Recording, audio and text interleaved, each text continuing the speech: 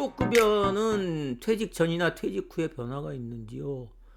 무슨 말씀이신가요? 휴업급여를 받으시고 난 받고 있는 중에 퇴직을 하면은 휴업급여가 적어지냐 뭐 이런 건가요? 아니요, 전혀 관계가 없습니다. 예. 휴업급여는 최초 요양 사고 발생 이전 3개월간의 급여를 평균해서 일일 평균으로 해서 낸 게 휴업급여예요. 그래서 그 휴업급여는 요양이 종결될 때까지 그 동일한 휴업급여가 계속되고, 그래서 중간에 내가 뭐 회사를 퇴직한다, 한다고 해서 휴업급여가 액수가 변경이 되거나 하지는 않습니다. 근데 회사 같은 경우에는 요양 종결 이제 뭐 1년 계약직이나 뭐 이렇게 일용직이 아닌 다음에는 회사에서는 해고는 할 수 없어요. 1년 요양기간 종결되기 전까지는. 근데 본인이 퇴직하시려는 거잖아요. 그럼 본인이 퇴직을 하든 뭐 해고가 계약기간이 다 종결돼서 퇴직을 하든, 그래서 일용직이라 뭐 퇴직 전이 일용직은 뭐 퇴직이 뭐 그런 게 없겠죠. 예. 어떻게 됐든 그 휴업급여의 액수는 변화가 없고, 오히려 1년이 지나고 난 다음에는 1년 뒤에는 그 휴업급여의 액수에 따라 휴업급여 산정 기준이 변경되면서 오히려 뭐 3%에서 5% 증가가 됩니다.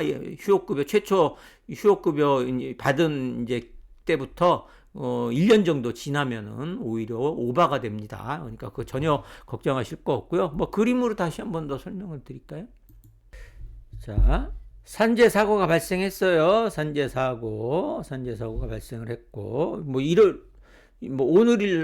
오늘이라고 하죠. 11월 29일 날 산재 사고가 발생을 했어요. 근데 요양 기간이 이제 내년 6월 3일까지라고 해요. 그래서 요양 종결.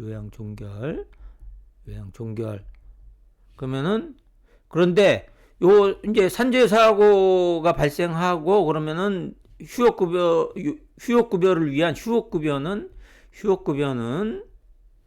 평균 임금을 기준으로 산정을 해요. 그래서 평균 임금의 70%가 휴업급여가 돼요. 그럼 평균 임금은 어떻게 산정하느냐? 산재사고 발생하기 3개월간에 받았던 급여를 이제 3개월 기간으로 3개월 동안 받은 급여나 이제 이런 거를 3개월 기간, 그래서 90일, 보통 90일 되겠죠. 3개월의 기간으로 나눠요. 그래서 90일. 그러면은 하루 평균 임금이 나오죠. 그래서 평균 임금이 그래서 300만 원 정도, 한 달에 300만 원 정도 받고 일하던 사람이다. 그러면은 요거를 나누면은